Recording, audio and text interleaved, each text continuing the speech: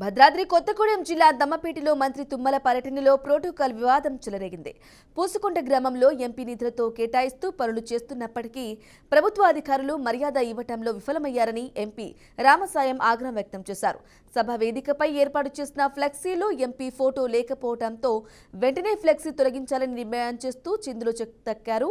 ఇప్పటికీ అశ్వారావుపేట నియోజకవర్గంలో 3 ముక్కలుగా ఉన్న కాంగ్రెస్ శ్రేణులు ఇటీవలే నూతన సంవత్సర ఫ్లెక్సీలలో స్థానిక ఎమ్మెల్యే ఫోటో లేదంటూ వివాదం చెలరేగింది. తాజాగా మరోసారి ఎంపీ ఫోటో లేకపోవడంతో పొంగులేటి శ్రీనివాసరెడ్డి వర్గీయులు ఆగ్రహానికి గురవుతున్నారు.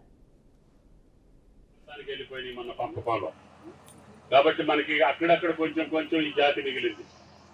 ఈ జాతిని రక్షించుకోవడంతో పాటు ఆడబిడ్డలు కూడా బ్రహ్మాండంగా ఈ స్థాయిలో కూర్చునేటట్టుగా చేసే బాధ్యత కాంగ్రెస్ ప్రభుత్వాన్ని, రేవంత్ రెడ్డి గారిది అని చెప్పి మీకు ఈ సందర్భంగా మనం చేస్తున్నాం.